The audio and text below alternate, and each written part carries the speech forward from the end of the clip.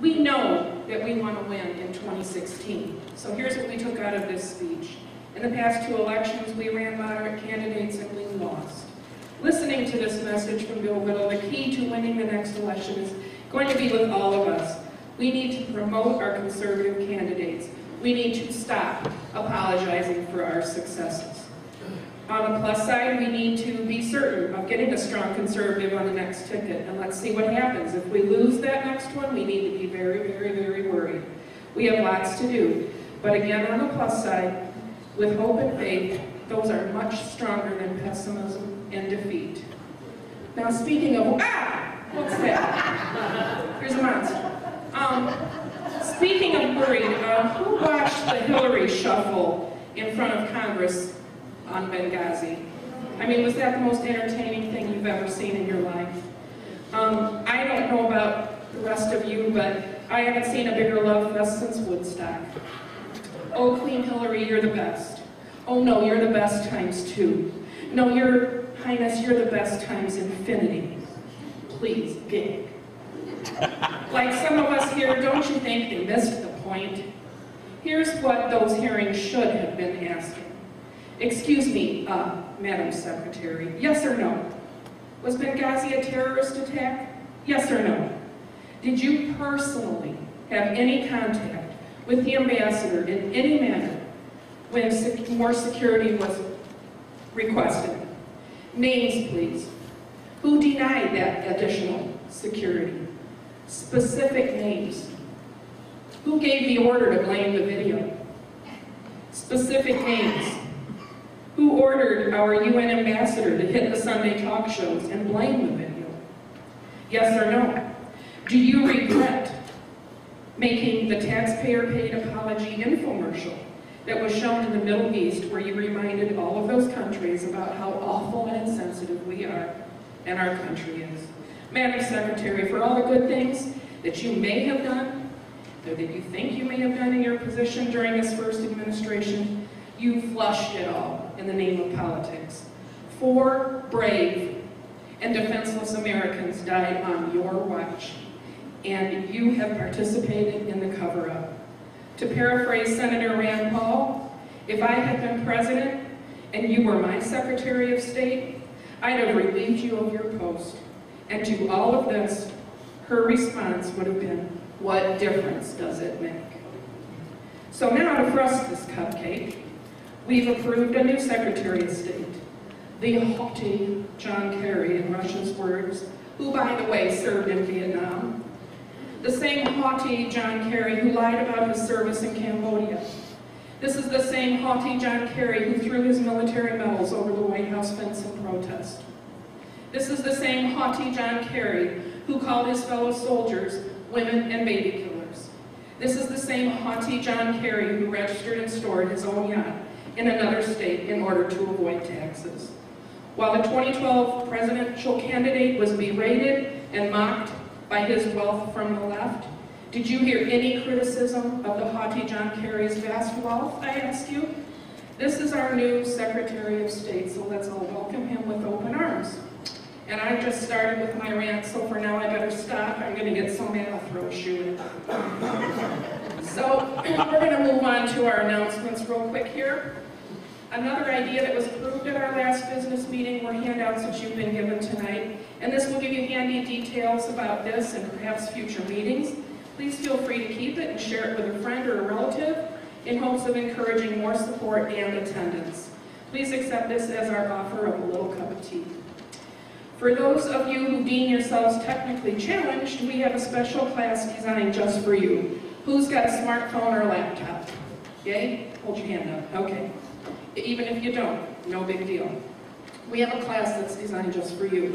In case you haven't heard, this last election was won via social media. There are certainly other reasons, but social media is what they are boasting. Folks, we have got to get off of our recliners, and we've got to beat them. With that in mind, we're going to conduct a social media class. It's designed for folks of any level, and the best thing about it is that it is free. This class will be right here on Saturday the 16th of February from 11 until 1 p.m. Bring your laptop or your smartphone if you have them, and if you don't, it's no big deal. If you already are on board with social media craze, come on anyway, because you never know what little tidbit you'll take away from it. By the time you leave, if you don't have a Facebook or Twitter account, you will then. These are easy medias and as private as you choose to make them, and they are nothing to be afraid of. You have nothing to lose but 2 hours of your time, and we will even be providing light snacks. If you have any questions about participating in this valuable and free class, please come and see myself or Bill Gavette. You can sign up, send us an email through our website too. So we do hope that you will consider coming to this, because we promise you you're going to take something out of it. We're ready to announce our Danette Lowry Tea Party Scholarship Program. This will be a $500 school scholarship made available to Lapeer area high school seniors from all schooling venues, as well as current Lapeer College or trade school students seeking tuition dollars. Applications will be available no later than March 1st. Essays will be due on June 1st, anonymously judged by our own senior founder, Danette Lowry, our research director, Mr. Bill Gupton, and our lovely speaker, Liz Gilman. This year's essay theme will be the U.S. Constitution and states' rights, how I believe they will shape the Michigan of tomorrow. So please stay tuned for further details. As usual, our bake sale is ongoing. Your support has resulted in some much needed dollars to keep our membership financial needs, and we greatly appreciate you exercising your freedom to debate and disobey Michelle Obama by purchasing forbidden baked goods and non-nutritional treats. So we thank you for that. Never miss our information and research table manned by our own Bill Gupton. This table is updated monthly with new data, so don't just walk past it. You don't know what you're missing. Bill was successful in acquiring a new printer this year, and he's just itching to bring all of the latest news to you. Don't forget to take an extra copy to hand out to your liberal friends and tell them, debate this, because they can't. I know I find they generally just begin cursing and they walk away while I just sit behind and smile. Terry Martin will be in the lobby this evening to provide you with addressed postcards and literature supporting our newest Hold Their Feet to the Fire postcard project. He will be speaking to you about our topic of the month shortly. Our merchandise table tonight will be featuring a few new items, so please be sure to stop by. The new goodies will be especially pleasing and affordable to those of you who want to publicly show your support for the Second Amendment, which is so prevalent in the news over the last few weeks. We think you'll approve of these new additions. One of our favorite Marines, Mr. John Olivo down here, is here tonight to provide you with our lending library, a free service that's provided to you every month. Please consider borrowing one of our conservative-friendly books. We only ask that you return it when you are done so others can enjoy it too. Arm yourselves with the facts. Don't forget our food drop-off box. We are asking for non-perishable food items and monetary donations for our food bank, local food bank. Thank you for your support in this local charity. Thus far, the Tea Party here has donated more than 1,355 pounds of food. Our donation jars continue to be in the lobby, and we thank all of you who contribute to the future of our nation through this local Tea Party. Everyone is invited to attend our monthly breakfast meetings too. These are informal chats of Tea Party values amongst like-minded friends. The next one is February 20th at 9 a.m. at John's Family Restaurant in Imlay City in the Kroger Shopping Center. Please consider coming to this nice social opportunity. In addition, all supporters are encouraged to be part of our ongoing business meetings where we discuss the future plans of this organization. As you sit here at the general meetings and you think to yourselves, boy, I wish they would do blah, blah, blah, this is your opportunity to voice your opinion and help us make wise plans. These meetings are always the fourth Thursday of each month, the next one being February 28th at 7 p.m. at the Lapeer Sportsman's Club on Lake George Road. Our next general membership meeting will be on March 5th here at Maple Grove Church and promises to be also informative and lively. And as always, we truly appreciate your support. This is going to conclude my little ditty for this evening. Please stay strong, stay informed, stay ahead, and most importantly, speak from the facts and get really, really annoying. Here's Liz to talk to you about the 5,000-year leap. And FYI, we have a new supply of those books this month, and they are being made available to you at a lower cost at $5 each. So, excuse me, I'm sorry. Terry Martin's here to speak to you. I apologize. About our postcard project. Here's Terry. Thank you.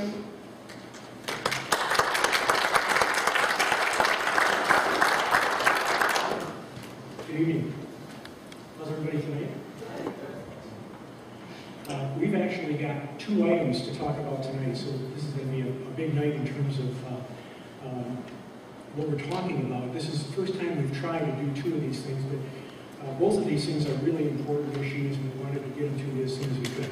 The first one is this $1.2 billion tax increase that's been proposed for Michigan infrastructure.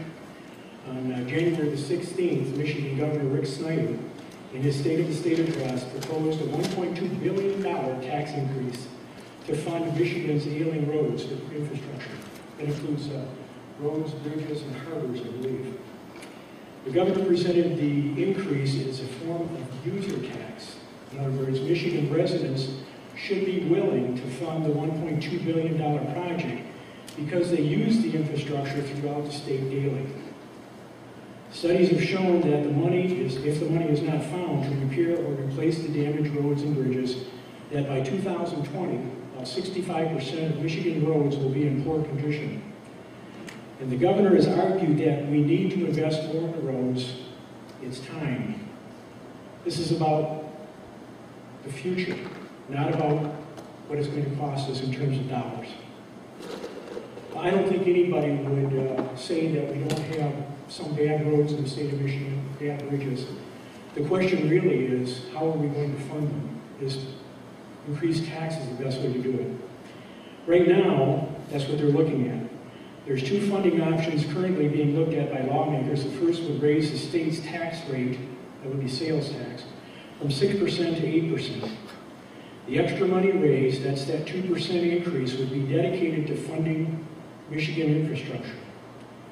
To put that in perspective, Michigan's current 6% sales tax is already higher than the national average of 5.1%. There's actually 5 states in the nation that have no state sales tax at all, while 7 have state tax rates that are 6.8 to 7.5%. If Michigan gets this proposed increase to 8%, it will be the highest sales tax rate in the nation, and that includes the state of California. That's pretty high. California is a pretty liberal state. I don't consider us to be quite as liberal as they are, but yet we're actually going to have a higher state tax than they have in terms of sales tax. The second option would be to remove the current 19-cent per gallon gas tax and replace it with a state sales tax at the wholesale level, a state tax at the local level, at the business level. In other words, at the refining level. And also to increase the vehicle registration fees. This plan on average would cost taxpayers about $120 per year per vehicle, which the governor says will be offset by an average $81 per year per vehicle in repair cost savings with the newer roads. Now, I don't know about you, I may have gotten 1 or 2 flat tires because of potholes, but I don't think they've come anywhere close to $81 a vehicle per year. So I think that's a little bit optimistic what he's talking about there. Michigan residents could be asked to vote on which of these 2 legislative options to adopt in May of this year. I guess our position is that before raising our taxes, lawmakers should do what we have to do every day. Adjust their spending priorities. We all have budgets that we have to maintain. The state of Michigan is no different than we are. And lawmakers should work hard, as we do during difficult economic times, to balance their budget. Simply taking more money out of ours is not an acceptable alternative. So that's the first topic. I think everybody can see the rationale as to why we're concerned about that. You look at the federal level, and we're paying increased taxes now at the federal level. We have a Republican governor and a Republican legislature, and we're being asked now to pay more taxes in the state of Michigan. I'm not sure that's a right decision. The second topic that we're going to talk about is the Michigan Balance of Power Act. And if you were at our meeting last month, you heard briefly about this topic.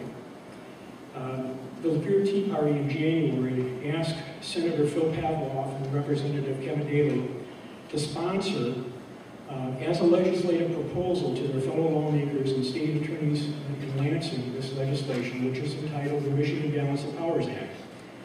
And its purpose is to stop the roll down of unconstitutional laws, regulations, and executive orders from the judicial, legislative, and executive branches of the federal government that order us to do something that is unconstitutional.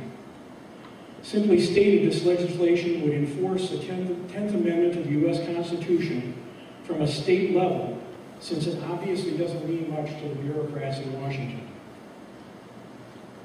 The Constitution is very clear in its wording. The 10th Amendment states that powers not delegated to the United States by the Constitution, nor prohibited by it to the states, are reserved to the state respectively or to the people. I recently found a really excellent article about a week ago, and it talked about the balance of powers and how the Founding Fathers explained the 10th Amendment and the nullification of federal law. And here's what they had to say. There are two conditions that must be present before nullification of federal law is proper and possible. Number one, the act of the federal government must be considered unconstitutional. Usually it's usurpation of the power not delegated to the federal government in the Constitution. And secondly, the act must be something the states or the people can nullify or refuse to obey. So the act must order them to do something or not to do something. Nullification is a form of interposition. When the act of the federal government is unconstitutional and it orders the states or the people to do or not do something, nullification is a proper form of interposition. The state interposes when it stands between the federal government and the citizens of the state in order to protect them from the federal government. Interposition takes various forms depending upon the circumstances. And Alexander Hamilton referred to interposition as Federalist in Federalist Paper number 33, paragraph 5. He said, if the federal government should overpass the just bounds of its authority and make a tyrannical use of its power, the people whose creature it is must appeal to the standard, that's the Constitution, they have formed, and take such measures to redress the injury done to the Constitution as the constraint may suggest and prudence justify. James Madison, the fourth President of the United States, and considered the leading authority and expert on the Constitution, said this: we can safely rely on the disposition of the state legislators to erect barriers against the encroachment of the national authority. Can we? Can we do that? Well, he says we can. And he's the leading authority in our Constitution.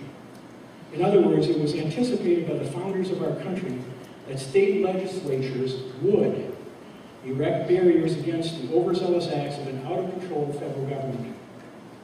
Alexander Hamilton again discussed in Federalist Paper number 28, the fifth paragraph from the end, how the states can rein in a usurping federal government. He stated, the state governments will, in all possible contingencies, afford secure security against invasions of the public liberty by the national authority. That's the federal government. The question is, do we, as citizens of the United States, believe that the Constitution is the supreme law of this land? If you do, I hope you join the Lapeer Tea Party in support of the Michigan Balance of Powers Act by expressing your opinion on this issue to our state legislatures. And if you're interested in this, you can get copies of it. Bill Gupton has some back in our literature table tonight. You can just stop by there and pick them up. Or if you want to do it on your computer, just go to our website. It's lapeerteaparty.com. And look under the postcard campaign heading and you'll find it there. .org. You can print it from there. .org. .org. Thank you. And if you want postcards and the information that I'm talking about tonight on both of these topics, stop by and see me after the meeting, and I'll be more than happy to set you up with them. And now Liz Dillon is going to talk about the 5,000-year lead.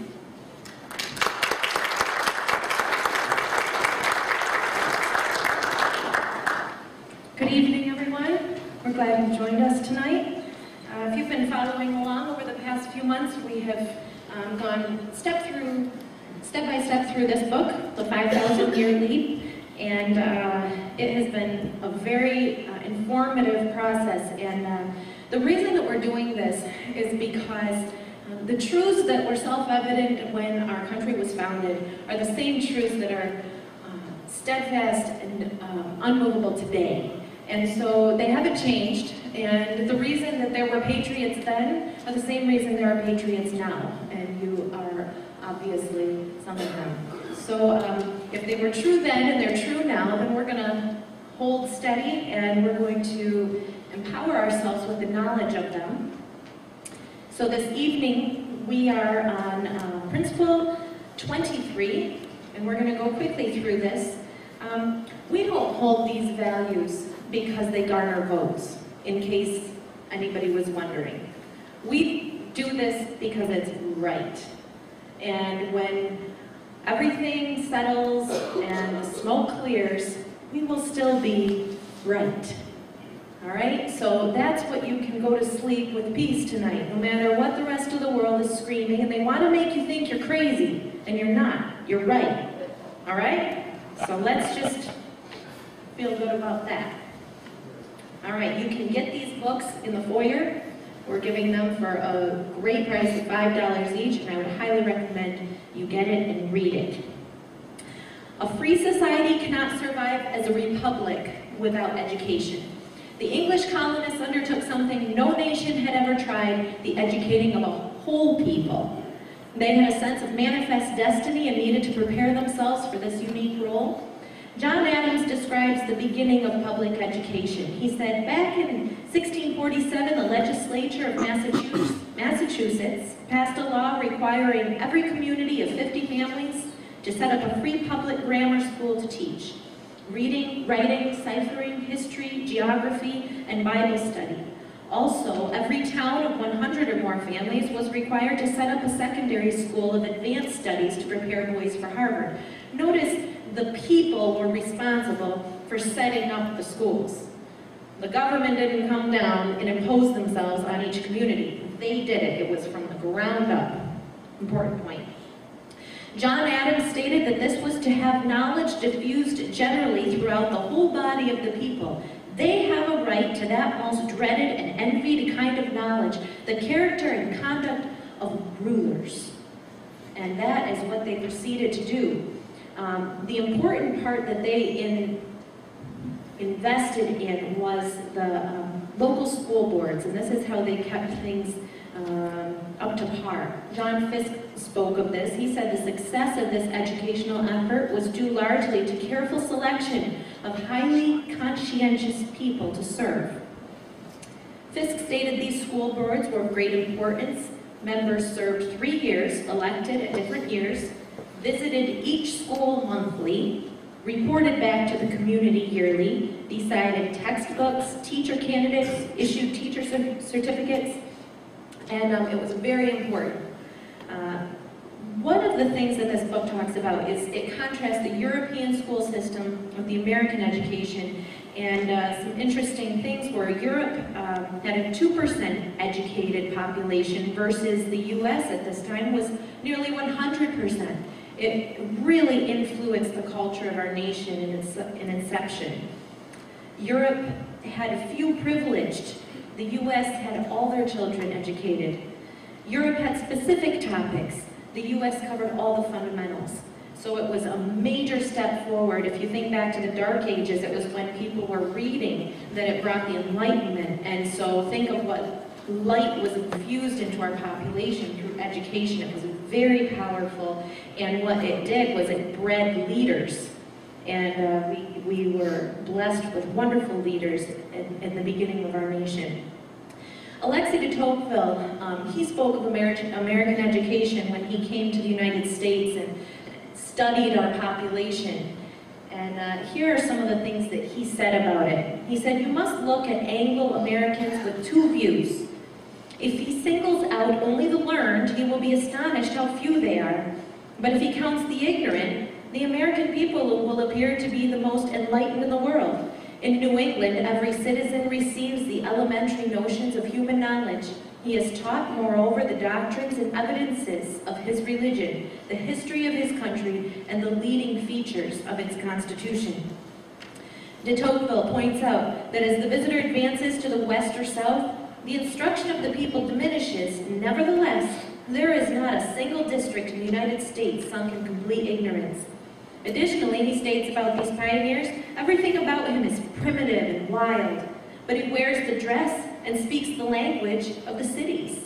He is acquainted with the past, curious about the future, in short, a highly civilized being. I do not think that so much intellectual activity exists in the most enlightened and populous districts of France. So, education includes morality and politics. De Tocqueville continued, there is a close relationship between universal education and the preservation of freedom. Now we're seeing a deterioration of our education system now that the federal government has imposed itself upon it. And so we are now seeing the diminishment of our freedom. It's very closely tied together, and he pointed this out. It cannot be doubted that in the United States, the instruction of the people powerfully contributes to the support of the democratic republic, and such must always be the case. If you question him respecting his own country, he will inform you what his rights are and by what means he exercises them. Kind of like the Second Amendment when the guy pulls out his gun. And I have the right to do it, right? He was well educated. In fact, children carried weapons back then. Study that out, it's very interesting. And there weren't school massacres.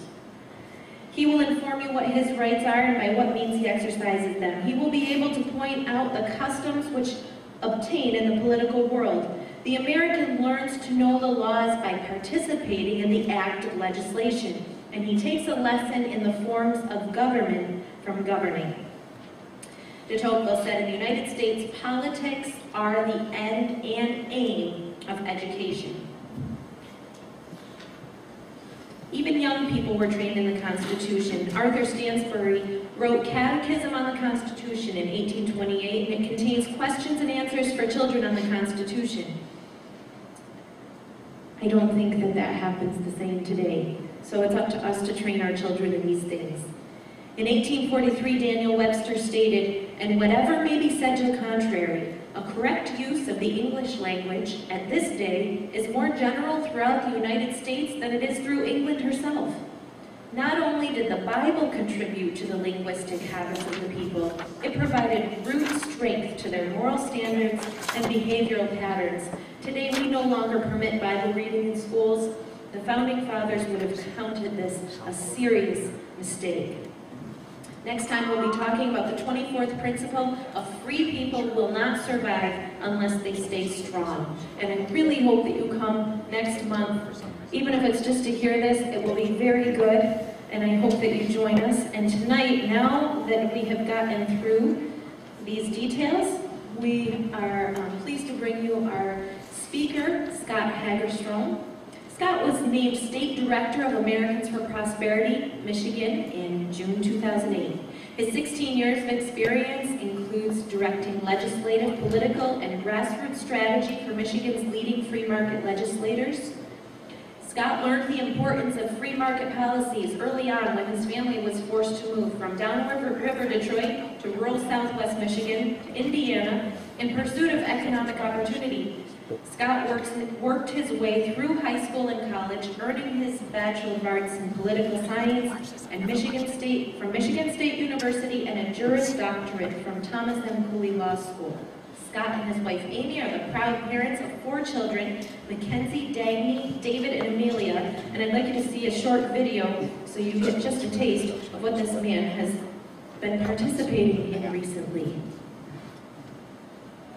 Why are Republicans and your organization against unions? Because this is pretty much a union gutting operation. You would like to say you work for the Koch brothers. They don't like unions. Why are you working for them? You know, I work for Americans for Prosperity. This is not about the Koch brothers. This is about freedom for who's paying your salary? I work for Americans for Prosperity. Who's paying your salary? Unions are Americans for Prosperity. I came here to talk about the policy, and this is about freedom. This is about economic liberty. Who's paying your salary to do what you're doing right now? I just told I just told you, Americans for Prosperity, we're 501c4, and we've been advocating, I'm sorry? Who's paying you to do this today? I just told you, Americans for Prosperity, we're a nonprofit. I just told you what the answer is. I came here to talk about policy. This is about freedom for workers. My family were union workers, and they had to leave the state a long time ago. Because I care about this issue, it's very personal. I grew up in Metro Detroit. My parents had to leave the state a long time ago because they were union workers. We've lost a lot of jobs here. Michigan was a rich state. Today we're a poor state. We want to return Michigan to economic growth, and we know this governor and legislative leaders are dedicated to that. And what's special about this is these people that demonstrated here today, when this passes, they can still belong to a union. They still have that free choice. Nothing changes for them. This is a win-win for everybody. So you're not Mr. King, you're the president of an international union. You were elected and you serve and you get paid by the union. I understand that. I just want to understand with this other fellow how he finances his being here today, because there's a real question whether you're a front for the owners, for the people that really don't like unions. And you tell me you won't answer the question who's paying your salary. That's all I want to know. Who's paying you? Who's paying you? Americans for Prosperity, I told you, we're a nonprofit, just like the Red Cross, just like any other nonprofit. Please welcome Scott with a warm round of applause.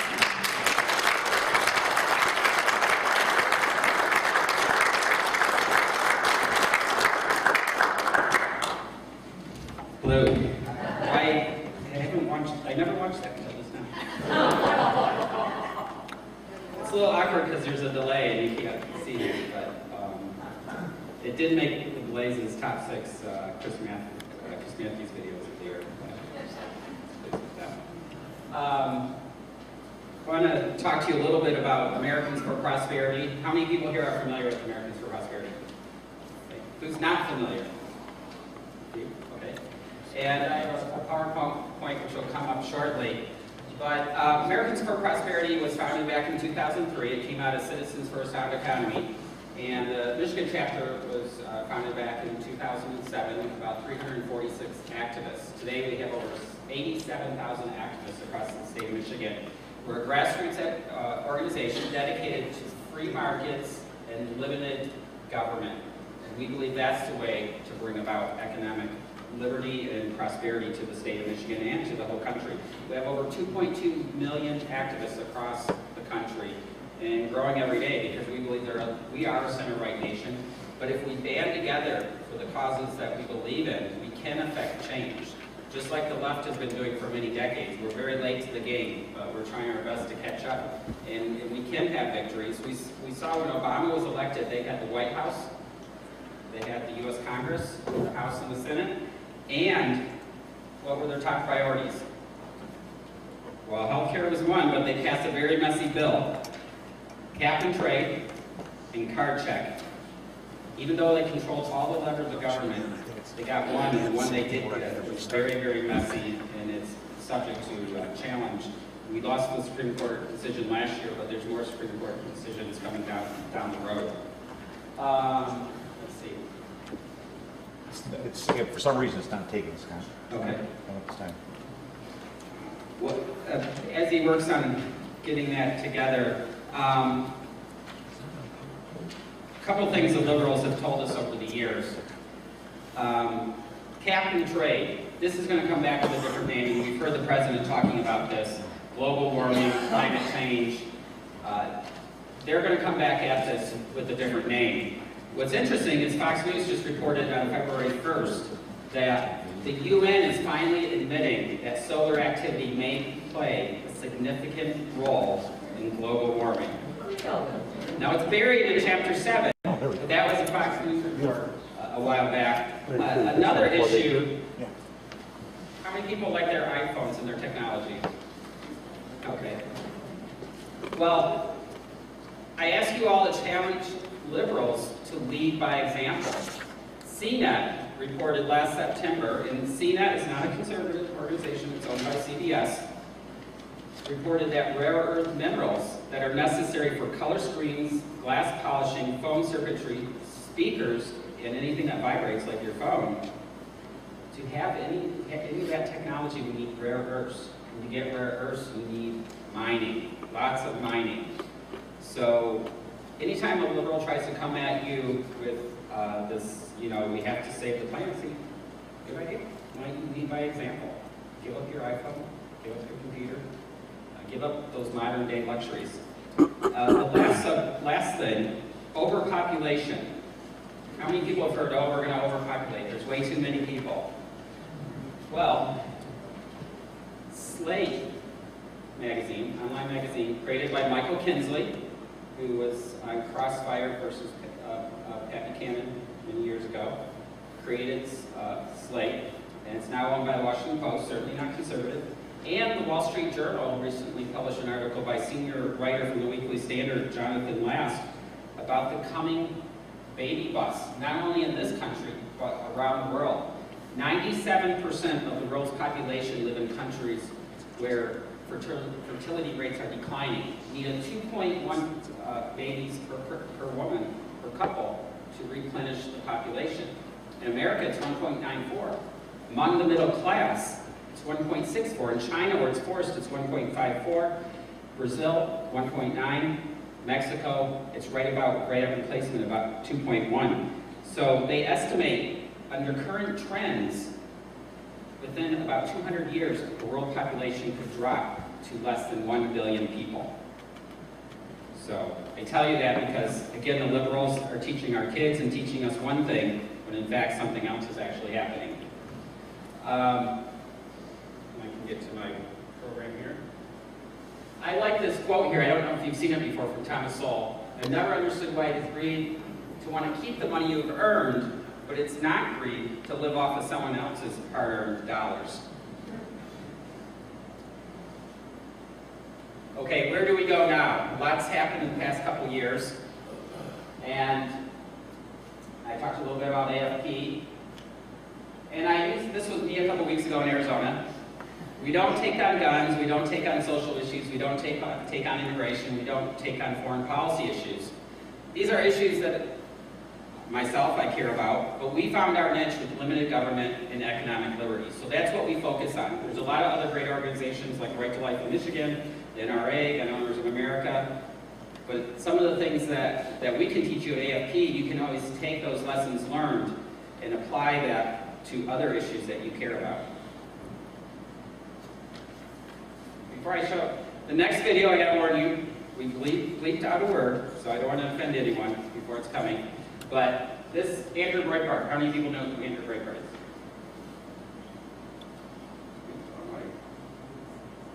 We hosted Andrew Breitbart at the last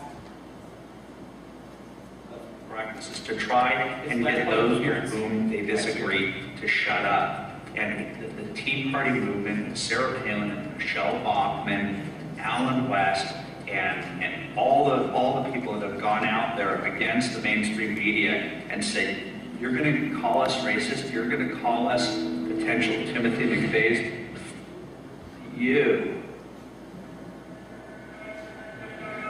War. I don't want to offend anyone by the war comment, but the fact is, politics is about conflict. Not everyone's going to agree. And we have to stand up for what we believe in, and we have to remember that the left has declared war on us. It's nothing personal. I have friends that are on the left. I can hang out with them and be friends. I have family. But when it comes to our values and what we believe in and what we believe government should be about, the other side considers this a war. And they'll play by any rules. I'm sure you've talked about some of the books by people on the left. We have our own standards that we have to apply, but we have to continually remember this is war to them, and we have to understand how they think. Now, I'm very impressed. I counted there's over 65 people here. You know, it's January, it's cold. We just lost conservatives took a beating in the election last year. Another way to look at the election, though, is a very status quo. They returned Republicans to power in the House. Here in Michigan, they defeated all the ballot proposals. In Wisconsin, Scott Walker won his recall election last year. So in a way, voters are saying, okay, we put certain people in power, let's trust them and see what they're doing. Now, we don't necessarily agree with them all, so we still have to continue to voice our position on issues. So, are we going to shut up? We're going to keep going. I want to talk about our focus for 2013-2014, and I believe this is the way forward for Michigan for limited government and economic liberty. And Washington, D.C. is clearly a mess, but here in Michigan, I don't agree with everything Governor Snyder is doing, and I'll talk about some of the things I disagree with, but I think, you know, compared to Granholm and where we were, we're actually turning a corner. Now, unfortunately, with the Republican Party and some people in charge like Governor Snyder, we're going to have to save them from themselves. And that's up to all of us here, gas tax being a prime example. So, a little cliche, how many people remember Morning in America in 1984? We believe it's morning in Michigan, that we've turned a corner and some great things were done in the last couple of years. Now, why am I doing this? The other side would say this is about greed, this is about corporate profits. Well, up here are 4 reasons for me, my son, my 15-year-old daughter, 11-year-old daughter, and 7-year-old daughter. This is why I do this. It's not for greed, it's not for profits. My time away from my family represents work, and I earn money for that. But that's not about money, that's about what I take away. That's time stolen from them, hoping I can earn dollars so I can go back and provide a better life for them. And I'm sure that's true for all of you. So don't let the left say this is about greed, this is about corporate profits, because it's not. This is about providing a better life for future generations, and for our kids and our grandkids. And these people want to stand in the way, politicians. They're more interested in getting reelected and for their own personal agendas. So morning in Michigan. This is our 4-point. Now I was sort of in a funk in January after December, and last year was a very busy year.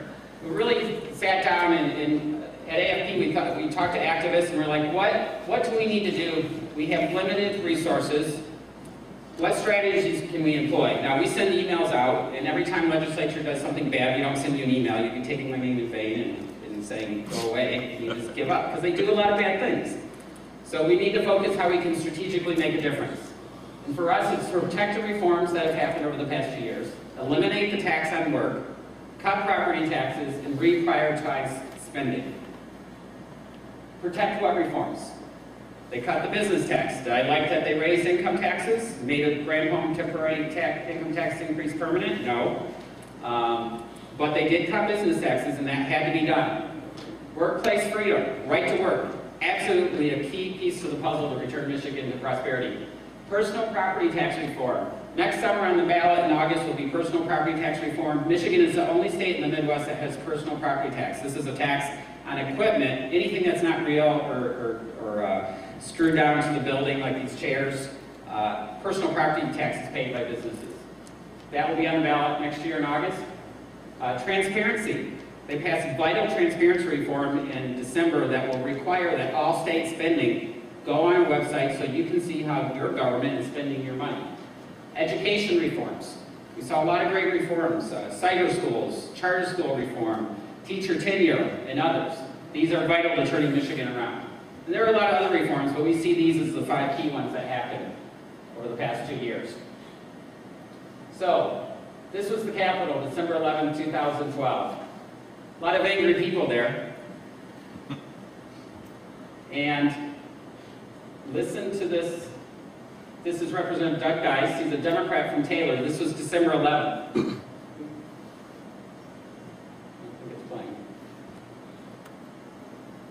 And we're going to pass something that will undo 100 years of labor relations. And there will be blood. There will be repercussions. We will relive the battle of the overpass. He said there will be blood. This is from a Democrat on the House floor. I'm glad it was pretty serious what happened December 11th. Our Wisconsin state director was there that day, and he said there were a lot of hippies in Wisconsin that came from other states. But he had never seen anything so vile in Wisconsin that happened at our state capitol on December 11th. Box cutters, spitting on people, hitting people, tearing down a tent, playing with a propane tank this high that the rental company later found 10 miles away on a bridge. We have witnesses saying they're talking about trying to find a lighter. This is serious stuff, and so we're very thankful nobody was hurt. But what was hurt was the freedom to associate, the freedom to assemble. If we can't, as a people, go to the state capitol and let our opinion be known without fear of reprisal, I mean, after what happened there, how many of you are maybe might guess next time, am I going to go to the state capitol if there's a union issue up? And that's a shame. That should be where we can go. I don't care if I agree or disagree with you. You should have a right to go there and voice your opinion without fear of reprisal. So, the governor signed the bill that evening, and now Michigan is right-to-work state. And here's a little bit of video.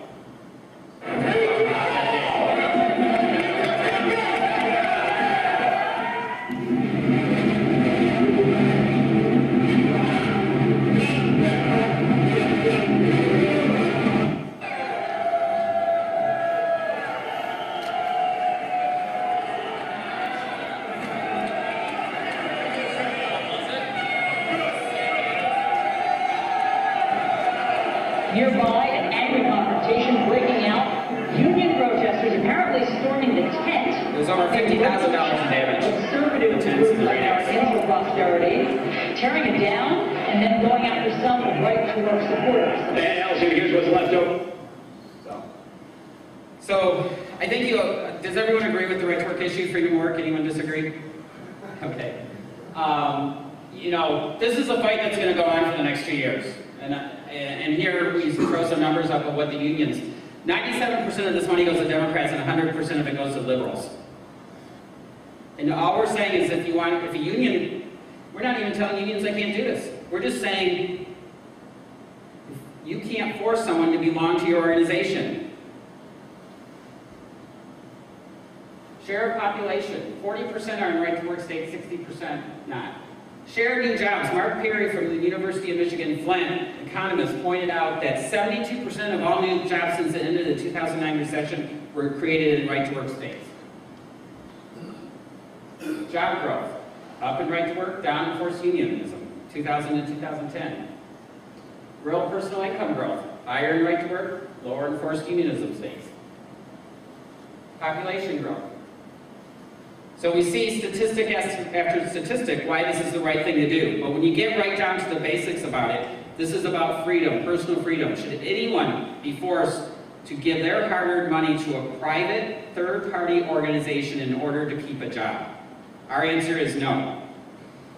So, the unions aren't going away. Here we have Al Garrett, president of the Michigan-based American Federation for State, County, and Municipal Employees, saying there will be retribution, there will be recalls. And then we saw the Detroit Free Press, unions, liberal groups from nonprofit to fight undemocratic right-to-work law. Here they had the walk of shame when the legislators were sworn in, the first full week of January. And you can see videos if you go to the Free Press. This is a letter that we received in our office about 2 weeks ago. Our Deputy State Director, Annie Patnott, back in December, they asked her about this law, and she said she has a 2-year-old, 8-month-old. And so this person cut that out. Where you see the stars, where they went on the internet and looked up her home address, as if to say, we know where you live. If we are lucky, your kids will die before you do. And then we know where you live. This didn't come in the heat of the battle around December 11th. This came 2 weeks ago. So, we talked to the FBI, we've turned this over to the state police. It's not an outright death threat, but it's definitely pretty scary. These people are not going to go away because they know if Michigan stays right to work, no conservative or Republican legislator across the country has any excuse not to vote for it and pass it in their state. If Michigan falls, there's no reason no other state would fall. So they protest again when Snyder spoke for a State of the State. The Democrats, not on my agenda. #1 issue, right to work. They're going after them. This is not going to die.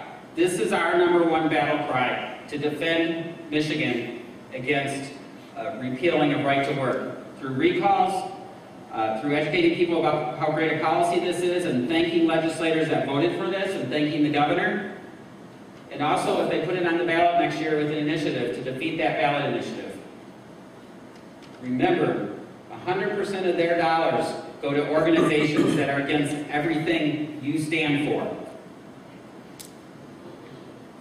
Eliminate the tax on work. You want more of something? Tax it less. You want less of something? Tax it more. Basic concept. 7 states don't tax any income, and 2 additional states don't tax work. New Hampshire and Tennessee tax capital gains. Well, actual physical work, your paycheck, they don't tax it. Bobby Jindal in Louisiana and the governor of Nebraska have proposed eliminating their state income tax. Indiana has a 3.4% income tax. Governor Pence has just proposed lowering that another 10%, under 3%. Michigan's at 4.25%. If we want to be competitive, how can we be competitive when we're taxing work and small businesses at 4.25%, and there's 9 states, and maybe there will be 11 states that don't tax it at all? Property tax relief. So you thought, does anyone think Proposal A really lowered Michigan's property tax burden? You feel like it? When's the bill due? February 14th and August 31st?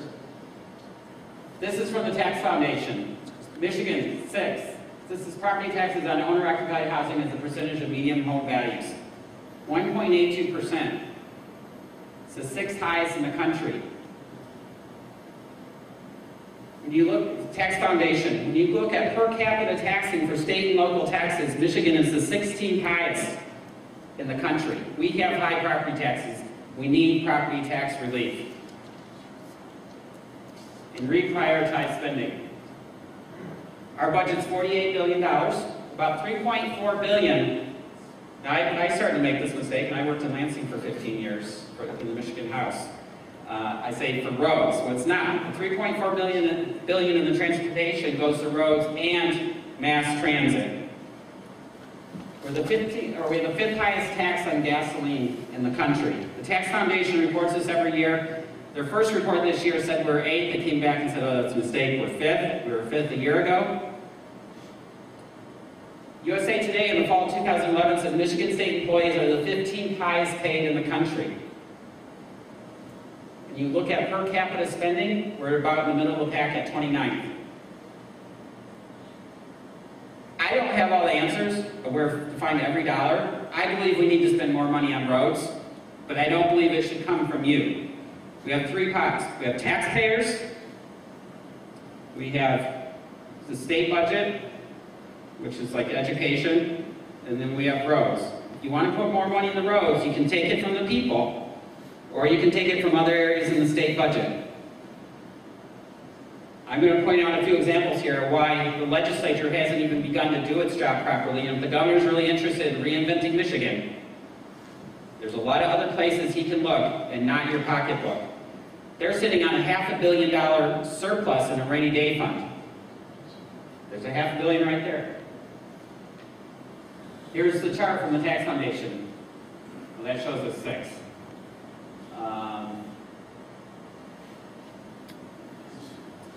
So, per capita spending. This is from the Tax Foundation, the U.S. Census Bureau. This chart is hard to read, but if you go to Michigan and you go across, we're 27th at $6,487 per person. And if you go to a lot of different, I'll be honest here, you go to a lot of different sources on the internet, you go to the Tax Foundation, Census, other places, it varies slightly if you're looking at local and state, but we are never in the bottom 10. Florida is in the bottom 10. Indiana is almost $1,000 less per capita. Times 10 million people, they would spend $10 billion less a year than Michigan. Florida is the lowest, almost $2,000 lower per capita. That's almost $20 billion. So you can see there's a little bit of fat buildup all throughout the budget. We were looking at the general government budget for this year, for the current year we're in that they passed last year. And these are some of the things they're spending money on. This is over $500 million. This is just one budget. They gave money to SEIU, to AFSCME, Now they're going to say, well, it was in the contract, we had to. Well, you're legislators, you're elected by the people, why are you questioning that? Why are taxpayers? They should be funded. Why are they getting money directly from you? They should be funded by the dues, the members from their dues, or the dues from their members, not from you, the taxpayers. Why did your legislators vote for this budget? Give the governor a hard time if he's negotiating budgets with the unions that gives them some money. Pure Michigan, $25 million. They say for every dollar we spend in tourism, it brings so many dollars in. Why? That's hard for me to believe, and why are we spending $100 million if it brings so much money in, or billions? Community Ventures, $10 million. Economic Gardening, $100 million. Arts and Cultural Programs, $6.15 million. Film Office, film incentives. The governor did away with the film tax credits, and he just moved money to the other side of the equation. Instead of getting it through the tax system, you're getting a direct grant. But this time, he's picking winners and losers. Who gets the money? Before on your grant home, if you made a movie, you just got the credit.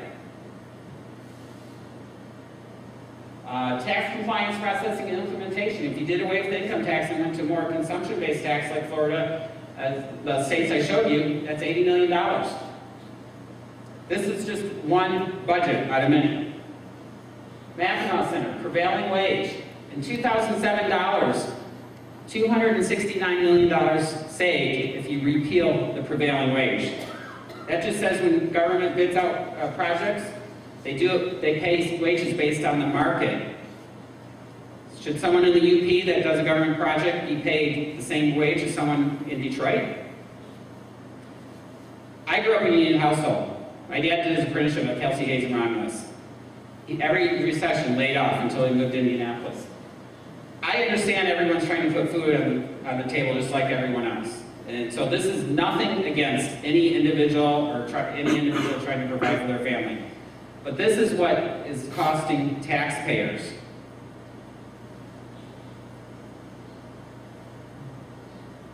Budget recommendations. Devolve state police patrols to sheriff departments. According to Mackinac Center, $65 million.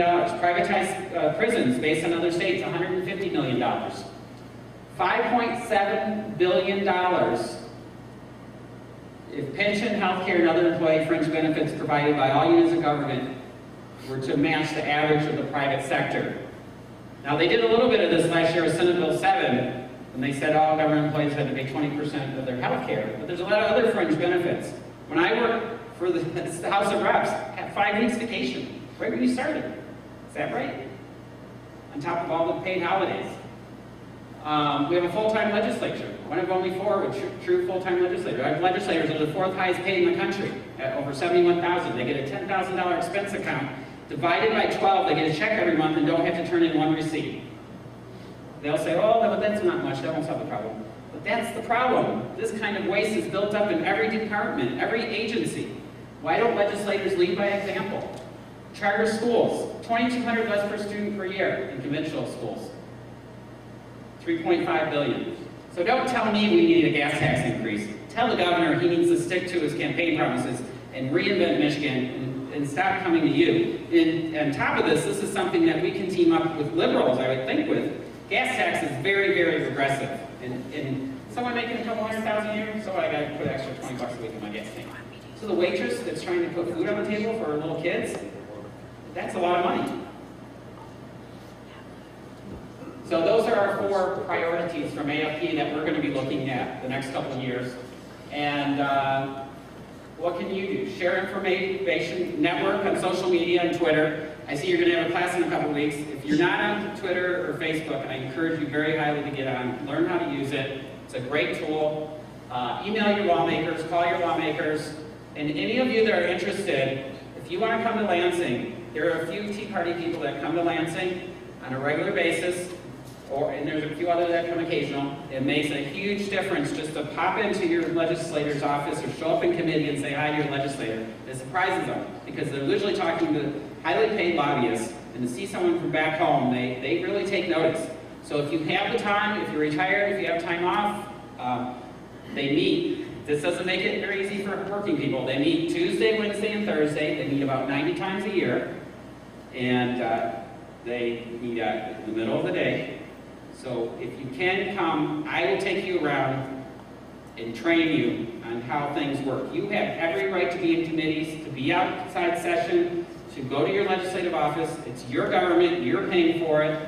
You have every right to be there, and it can make a huge, huge difference. It's not easy. I know it's about an hour and a half to Lansing, but there's also tools I can show you on the internet where you can be effective. And a lot of these committee meetings you can watch from home because they are televised.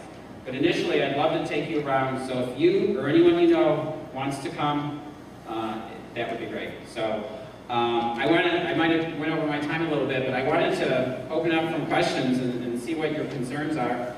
And you know, I'm really excited for the future of Michigan with right to work passing. Never thought it would have happened. If we can get on the road to repealing the income tax, that would be a real 1-2 punch and make Michigan an economic powerhouse. And I truly believe that if you want to cut off the power of government, cut off their money, because they use this in so many areas to affect whether it's schools, the core curriculum, all of this stuff, all relates back to the amount of money they have and the power they have. So with that, any questions?